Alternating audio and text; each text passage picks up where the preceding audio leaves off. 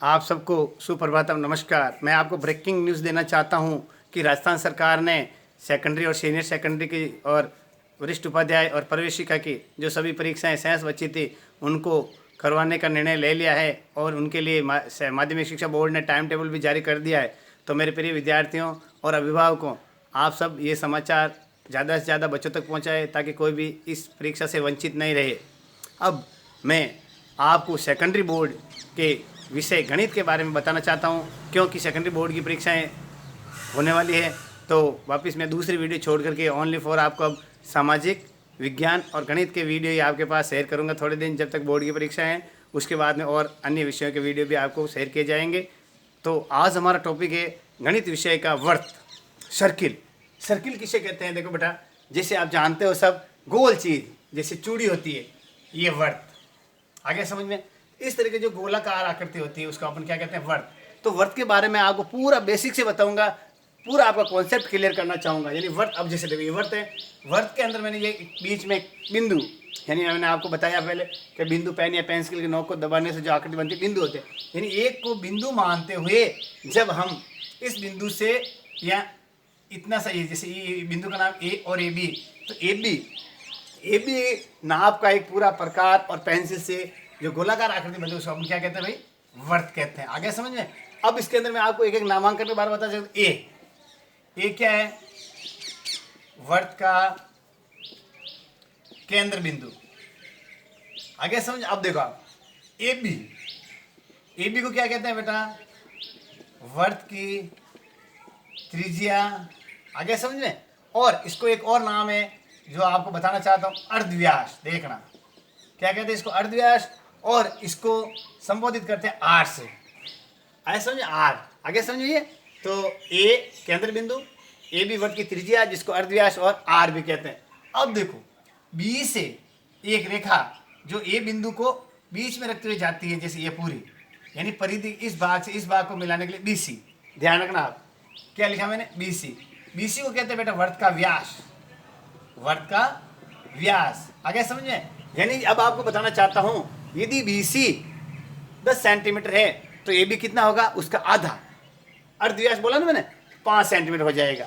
अब मैं आपको बताना चाहता हूं कि जो ये है बीसी, किसी भी वर्त की सबसे बड़ी जीवा भी कहलाती है। ध्यान रखना, जो बीसी है, वर्त का व्यास है, और वर्त की सबसे बड़ी जीवा भी कहलाती है। वर्त की सबसे बड़ी जीवा। एक नंबर का सवाल आ सकता है कि वर्त की सबसे बड़ी जीवा कौन सी होती है?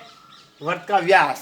आगे समझ में? अब आपको मैं बताना चाहता हूं, अब इसके अंदर जैसे ये वर्त का जो अंदर वाला भाग है, देखो ये वर्त है, ये अंदर वाला भाग है।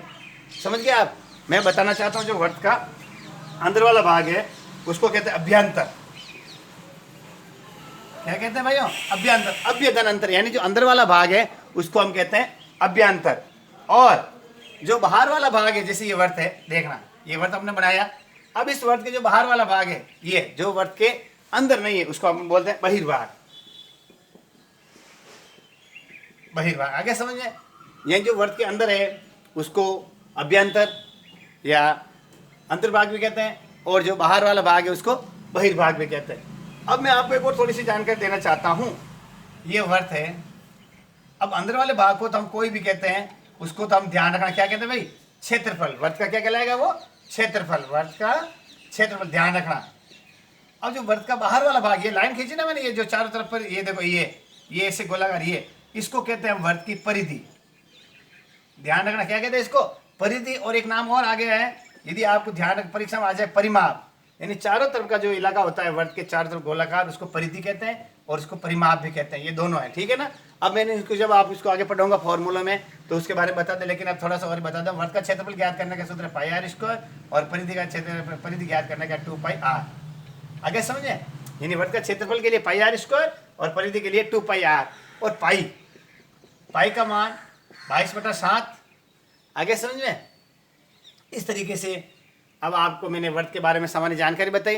अब मैं आपको आगे बताना चाहता हूं कि जब हम वर्त पढ़ेंगे तो वर्त के 2 चाप होते। देखो ये वर्त खींचा मैंने, आगे समझे आपके? तो वर्त के अंदर क्या करते हैं आपको मैं बताना चाहता हूं। एक वर्त का मैंने जैसे ये ले लिया, पूरा सही है। अब ये मैंने व्यास खींच दिया, ये कहलाता अर्धवर्त। देखना ये क्या कहलाता, ये जो मैं लाइनिंग वाला बता रहा हूँ ये भी अर्धवर्त है और ये भी अर्धवर्त है, यानी आधा वर्त, इसको बोलते हैं हम अर्धवर्त। आ गया समझ में? जैसे पी क्यू ये है, ये ओ बिंदु है, केंद्र बिंदु, तो पी क्यू के जो ऊपर वाला आधा भाग है उसको अर्धवर्त अपन कहते हैं। अब देखो, अब जो वर्त है, ध्यान रखना, वर्त है, अब उसके वर्त के ऊपर चाप लगा, जैसे यहाँ से यहाँ लगाया, ये मैंने चाप लगाया, जिसको मान लो इसको एक्स वाई मानते हैं। क्या बोलते हैं? X y. देखना, एक्स वाई को इधर से करेंगे तो ये क्या कहलाएगा? लघु चाप। क्या कहलाएगा ये? ध्यान रखना, आप क्या बोला मैंने इसको? लघु चाप। क्या कहलाता है ये? लघु चाप। अब जो पीछे बच्चा है, जैसे आपको बताना चाहता हूँ, पी क्यू से ये लघु चाप है, ये मान लो आर लेते हैं, तो ये वाला आर से इधर से इसको बोलेंगे दीर्घ चाप। क्या बोलते हैं इसको? दीर्घ चाप। समझ लेना आप, जो वर्त के जैसे ये मैंने यहाँ से यहाँ बनाया, ये तो लघु चाप कहलाता है, और जो पीछे बच्चा उसको दीर्घ चाप अपन कहते हैं। अब मैं आपको महत्वपूर्ण बात बताने जा रहा हूँ कि यदि वर्त के अर्धव्यास के ऊपर, ये अर्धवर्त बना, अर्धव्यास को आगे बढ़ाता है तो व्यास बन जाता है, तो व्यास से जो चाप लगाता है तो वो आधा अर्धवर्त बन जाएगा। ध्यान से, व्यास का जो चाप है यहाँ से यहाँ तक, यानी यहाँ से आएंगे तो क्या बन जाएगा? वो अर्धवर्त बन जाएगा। अब मैं बताता हूँ आपको वर्त, ये वर्त अपन का चल ही रहा है, तो वर्त के केंद्र बिंदु से, ये तो सबसे बड़ी जीवा दिया होगी अपन की ए बी। देखो, इसके अलावा भी और जीवाएं, यानी वर्त की जीवा, देखो जीवा किसे कहते हैं, ध्यान समझ लो आप, यानी वर्त की परिधि के दो बिंदुओं को मिलाने वाली रेखा, परिधि से इस इधर से इधर, वो क्या कहलाती है? जीवा। जैसे एक्स वाई। आए समझे कैसे? कि वर्त की परिधि पर वर्त के अंदर जो रेखा खींची जाती है, अंदर वर्त के दोनों भागों को जो परिधि है मिलाता है, तो वो जीवा कहलाता है। आगे समझ में? इस तरह की ये जीवाएं बनती है। अब मैं आपको बताना चाहता हूँ, देखना, एक होती है, देखो ये वर्त है, अब वर्त के जो बाहर स्पर्श करके जाती है, जैसे ये देखो वर्त की परिधि को स्पर्श करके जाती, देखना एक्स वाई, इसको तो कहते हैं हम स्पर्श रेखा। ध्यान रखना, यानी वर्त की परिधि को जो स्पर्श करके जाती है उसे अपन स्पर्श रेखा कहते हैं। और जो वर्त है, ये वर्त, इस वर्त के अंदर से कहीं से भी छेद करके, यहाँ जो जैसे ये देखो, ये मैंने लिख दिया एम एन। क्या लिख दिया मैंने? M n. तो एम एन क्या है? ये छेदन रेखा। क्या कहलाती है? छेदन रेखा। यानी वर्त छेदन, मारवाड़ी में आप समझते हो, हिंदी में समझते हो, यानी छेद करके निकलना, यानी वर्त को छेद करके निकलती है, यानी बाहर निकलते, बिंदु दोनों बाहर होते। ध्यान रखना, यदि यहाँ पे ये जैसे ये वर्त के ये परिधि के दो बिंदु को मिला दिया तो ये क्या बन जाएगी? जीवा। क्या बन जाएगी? ये जीवा बन जाएगी। जैसे एक्स और वाई, ये जीवा बन गई। लेकिन यदि ये बाहर बिंदु है, दो एम और एन, दो बाहर बिंदु है, और वर्त को बीच में से छेद करके जाते थे, छेदन रेखा कहलाती है। आगे समझ में आपको?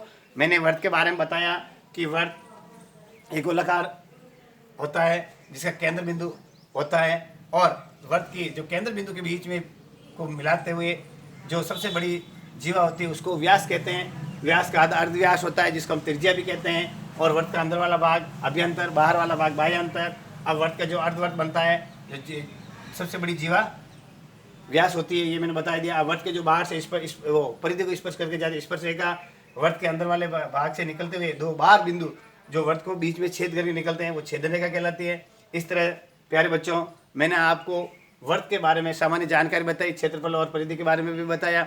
अब हम आगे पढ़ेंगे वर्त की जीवा पर अंतरित कोण, वो मैं आपको अगले टॉपिक में बताऊंगा। नमस्कार साथियों, आप सब ज़्यादा से ज़्यादा ये बच्चों तक शेयर करें। हमारे YouTube channel share happiness Sanskrit education को भी आप शेयर करें ज़्यादा से ज़्यादा, क्योंकि सेकेंडरी बोर्ड के बच्चों के भविष्य का सवाल है, तो आप सभी ज़्यादा से ज़्यादा बच्चों तक पहुँचाएँ। नमस्कार।